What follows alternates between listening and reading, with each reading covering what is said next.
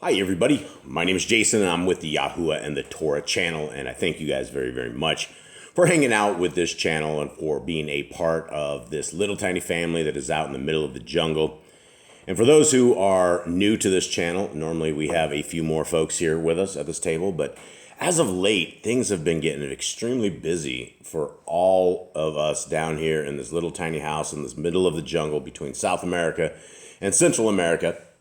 And so we are missing a lot of you guys, and we miss you guys a lot. And when we don't get to have these devotions, we have a lesser of a day. And so, unfortunately, a lot of our mornings begin long before sunrise, long before there's any chance to get this done.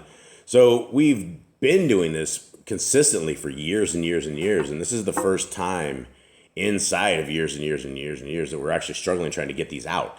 And as you can see and as you can hear, this is a solo performance by myself, and we will be reading these scriptures together. And so we thank you guys for hanging out with us as we are going through the scriptures. And this is right here, this is Yah Scriptures. This is the greatest English translation of scriptures you will ever find. Yah Scriptures has 103 books in this. This is almost a 2.5, 3-inch book.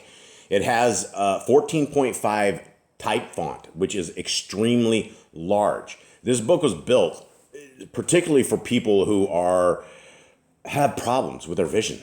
People such as myself who have not been able to read a Bible for years and years and years. The only scriptures I'm able to read are digital scriptures. And so I can put them on my tablet here. I can zoom in. But as far as getting a scriptures that I can read that has the restored names of our Creator and His Son, and is an amazing translations, I haven't been able to do that. And so this, when Yah Scriptures will be delivered to us down here in the jungle this month, we will have this because they're pulling it out. These are being delivered. They will be delivered to us very, very soon. They're shipping out of China on the 27th. So we are only days away from the official shipment from China, at which point it's 20 to 25 days. So in the middle towards the end of June, these will be to our facility in the States, and they are all ready. They are all prepped.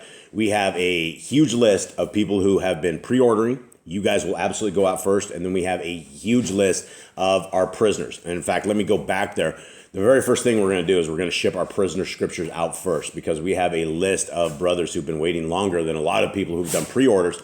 And the entire thing about Yah Scriptures is we built this because of a criminal enterprise called the Hallelujah Scriptures, who was supposedly delivering Bibles to orphans, widows, and lepers and taking care of them for over a decade. And it was found out in a investigation, of a year-long investigation, that not only were they not handing Bibles out to brothers and sisters in chains, they also didn't take care of the orphans, widows, and lepers, or anybody. And it's always been a scam. And so we went ahead and we decided this shouldn't be done. And so we went and we rebuilt the entire Hallelujah Scriptures along with the ISR, along with a whole bunch of other books in the Apocrypha.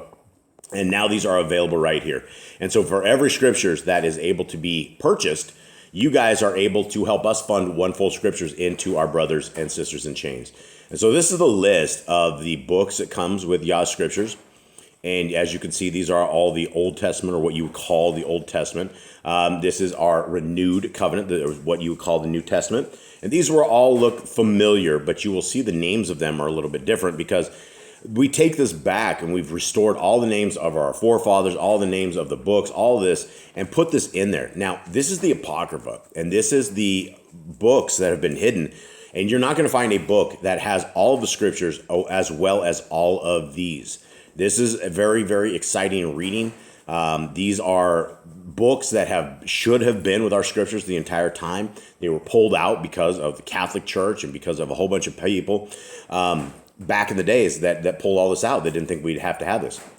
So it is available right now, completely available if you guys want to pre-order this. And if you want to grab this right now, this is absolutely free of charge. Everything we have ever done is 100% completely free of charge.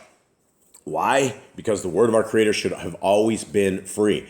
So we started many, many moons ago with giving out this free PDF. And so we have the same book that I'm talking about, this revision 6 right here, is Yah's Scriptures, and is also the Yah Scriptures Apocrypha. So those two links right there is what you would get in a book, in a large print book. So they're absolutely free of charge. eSword modules, if you guys have eSword, they are right there. And another big download that we have that people are really loving is Traditions of Men. And Traditions of Men is it is a very, very good book. If you guys know anybody who's stuck in the indoctrinated world, that we all have all come out of. Now, the last thing I'd like to talk about real quick is Amazon books right here. They're available short stories that are in the Apocrypha, that are in Yah Scriptures, but they're also available on Amazon. So if you know somebody who you'd like to send the book of Jasher to, or Jubilees, or the writings of Abraham, and we're going to, at some point, hopefully in the next month or so, get the rest of our short stories up here on Amazon so that we can get them. Traditions of Men is also available in black and white right here. All right, so what we're going to be doing, guys, we're getting into 1 Kings and it's MELAKIM, and this is the kingdom of Yisrael that we are talking about, that we are discussing right now, and we're talking about a world where Israel was one solid kingdom under King David, under King Solomon, and under King Solomon's children. The northern and the southern tribes were all split, and so we are dealing right now with the book of Kings, where there have been a tremendous amount of kings, and most of the kings have been evil in the eyes of Yah and what he wants us to do. And so Yisrael, the northern and southern tribes, the southern tribe is called Yehuda or Judah, and the northern tribe was called Yisrael.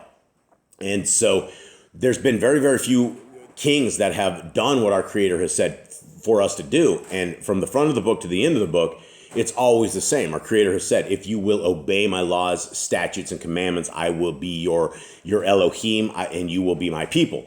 Now, that has never changed, even though we are now in the end of days, where everything has been construed. You have religion after religion after religion, 40-some thousand different religions, and every single one of them are contrary to what it says in Scriptures. You have one religion that says the laws of our Creator are no more. You have one religion that says you can worship any day that you want to worship on a Sunday. They've taken the Sabbath day. And when you take these things and you compare them to religions, and then you compare them to Scriptures, they don't hold any weight when it comes to Scripture. The Scriptures are very, very clear what and who we are supposed to be and what we're supposed to do as a people. And these people that we're about to read, it's the same thing has happened to them. And so right now we're dealing with a King Ahab. We have Elijah, and there has not been any rain on the earth for a very long time, because Elijah and Ahab and Jezebel have been battling it out. And we are in the time when Jezebel took a bunch of the prophets, the Nebiim, and killed them all. And there was a individual who saved like 150 of them. He stuck 50 per cave, was feeding them. He's working right now with Elijah, because Elijah just found him. And Elijah told him to go to King Ahab and tell him that he's here. And the guy says, "Hey, I don't. If you don't show up, King Ahab is going to kill me." And so this is the continuing story. All right, 1 Kings 18. And after many days it came to be that the word of Yahuwah came to Eliyahu in the 3rd year, saying, "Go present yourself to Achab, and I give rain on the earth." Thereupon Eliyahu went to present himself to Achab, and the scarcity of food in Shomeron was severe. And Achab had called Obadiah, who was over his house. Now Obadiah revered Yahuwah exceedingly. And it came to be, while Jezebel, who is Jezebel for those who don't know, cut down the Nebiim, the prophets of Yahuwah, that Obadiah had taken 100 Nebiim and hidden them, 50 to a cave, and had fled and had fed them with bread and water. All right, so I was off. I said 150 a little bit ago, so it's only 100. He took 100, but that's still a lot of prophets. 5. And Achab had said to Obadiah, "Go into the land to all the springs of water and to all the wadis. It may be that we find grass to feed the horses and mules alive, and have not any livestock cut off." So essentially, the famine in the land is to the point where there's no water, there's no food, and they're trying desperately to just keep their animals alive. 6. And they divided the land between them to pass over it. Achab went one way by himself, and Obadiah went another way by himself. And as Obadiah was on his way, then see Eliyahu met him. And he recognized him and fell on his face and said, "Is that you, my master Eliyahu?" And he answered him, "It is I. Go say to your master, Eliyahu is here." And I got to apologize, because I gave you guys a spoiler alert on the actual description of this, because I've been trying to read this particular chapter now for about 5 or 6 days. I get up, I have it all prepped, everything's ready to roll, and then I don't. So then I get up in the morning, reread this, and so I thought we'd already buy this. But this is the actual chapter that we're dealing with here, where Obadiah is the guy who's talking now to Eliyahu. 9, and he said, "What have I sinned that you are giving your servant into the hand of Achab to kill me? As Yahuwah your Elohim lives, there is no nation or reign where my master has not sent to look for you. And when they said, he is not here, he made the reign or nation swear that they could not find you. And now you say, go to your master, Eliyahu is here? And it shall be as soon as I am gone from you, that the Ruach of Yahuwah takes you away to a place I do not know. And I shall come to report to Achab, and when he does not find you, he shall kill me. But I, your servant, have revered Yahuwah from my youth. Was it not reported to my master what I did when Isabel slew the Nebiim of Yahuwah? How I hid 100 men of the Nebiim of Yahuwah, 50 to a cave, and fed them with bread and water? And now you say, go say to your master, Eliyahu is here? Then he shall slay me. And Eliyahu said, as Yahuwah of hosts lives, before whom I stand, I shall indeed show myself to him today. Obadiah then went to meet Achab and informed him, and Achab went to meet Eliyahu. And it came to be when Achab saw Eliyahu, that Achab said to him, is that you, O disturber of Yisrael? And he said, I have not disturbed Yisrael, but you and your father's house, is that you have forsaken the commands of Yahuwah, and you have followed the Baals. And again, this verse right here, where it talks about you have forsaken the commands of Yahuwah, these are the same things that all of us are told to do in scriptures. We are told not to forsake the commands of Yahuwah, right? That makes us a Gentile. It makes us a lawbreaker. It makes us the opposite of legalism, which is illegalism, right? Do you want to be legal with your Creator, or do you want to be illegal? And that's a question we all have to say, because if we believe that the law, statutes, and commandments of our Creator are gone, they don't pertain to us, then we are we're illegal, and we are lawbreakers, and we shouldn't be those kind of people, because our Creator does not want that. 19, and now send and gather all Yisrael to me on Mount Carmel, the 450 prophets of Baal and the 400 prophets of Asherah, who eat at Jezebel's table. Achab then sent for all the children of Israel and gathered the prophets on Mount Carmel. And Eliyahu came to all the people and said, how long would you keep hopping between two opinions? If Yahuwah is Elohim, follow him. And if Baal, follow him. But the people answered him not a word. And Eliyahu said to the people, I alone am left a Nabai of Yahuwah, but the prophets of Baal are 450 men. But now, actually not now, but now let's give us 2 bulls. Let them give us 2 bulls, and let them choose 1 bull for themselves, and cut it in pieces, and lay it on the wood, but light no fire. And I prepare the other bull, and shall lay it on the ground, but light no fire. And you shall call in the name of your mighty one, and I call in the name of Yahuwah. And the Elohim who answers by fire, he is Elohim. So all the people answered and said, the word is good. And Eliyahu said to the prophets of Baal, choose 1 bull for yourselves, and prepare it first, for you are many, and call in the name of your mighty one, but light no fire. So they took the bull which was given them, and prepared it, and called in the name of Baal from morning even until noon, saying, O Baal, answer us. But there was no voice, and no one answered. And they leaped about the altar which they had made. And it came to be at noon that Eliyahu taunted them and said, cry aloud, for he is a mighty one. He is meditating, or he is busy, or he is on a journey, or it could be that he is asleep and has to be awakened. And they cried aloud and cut themselves according to their ruling with knives and spears until the blood gushed out on them. And it came to be, when midday was past, that they prophesied until the time of bringing the offering. But there was no voice, and no one answered, and no one paying attention. Then Eliyahu said to all the people, come closer to me. And all the people came closer to him, and he repaired the altar of Yahuwah that was broken down. And Eliyahu took 12 stones according to the number of the tribes of the sons of Jacob, to whom the word of Yahuwah had come, saying, Yisrael is your name. And with the stones he built an altar in the name of Yahuwah, and he made a trench around the altar large enough to hold 2 saim of seed. And he arranged the wood, and cut the bowl in pieces, and laid it on the wood, and said, fill 4 jars with water, and pour it on the burnt offering and on the wood. Then he said, do it a second time. And they did it a second time. And he said, do it a third time.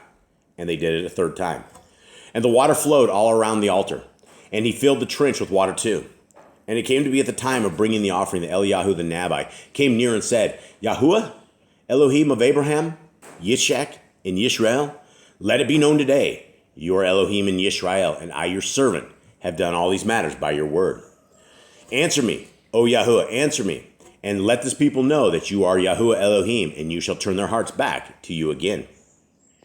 Then the fire of Yahuwah fell and consumed the burnt offering, and the wood, and the stones, and the dust, and it licked up the water that was in the trench. And all the people saw and fell on their faces and said, Yahuwah, he is the Elohim. Yahuwah, he is the Elohim. And Eliyahu said to them, seize the prophets of Baal. Do not let them escape. So they seized them, and Eliyahu brought them down to the Wadi Kishron and slew them there. And Eliyahu said to Achab, go up, eat and drink, because of the sound of the noise of rain. And Achab went up to eat and drink, and Eliyahu went up to the top of Carmel, and he bowed down on the ground and put his face between his knees. And he said to his servant, go up, please, look closely toward the sea. So he went up and looked closely and said, not a speck. And 7 times he said, go again.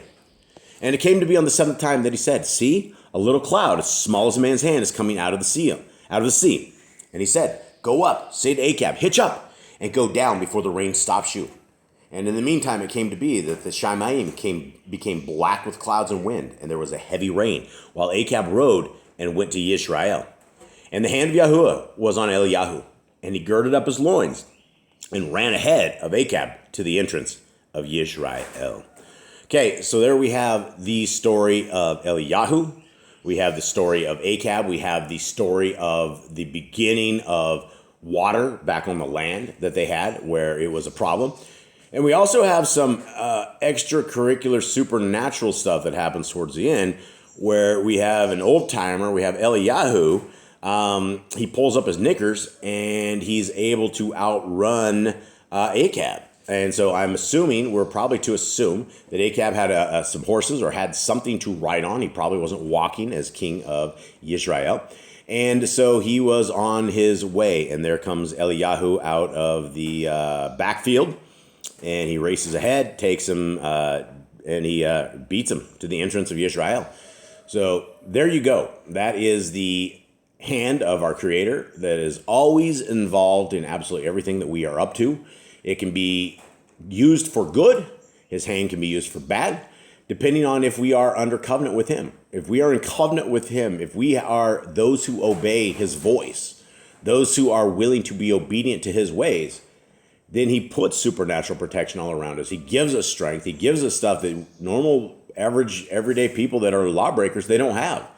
So if you're looking for an edge in this world, and it may not be an edge to prosperity, it may not be an edge to an easy life, but it is an edge that we do have spiritual, supernatural protection that will be wielding its forces against the spirits of darkness, which is a massive help. So with that, guys, we hope that you guys have a wonderful day. We thank you guys for listening in, for reading with us on this. Much love to everybody. I'm out.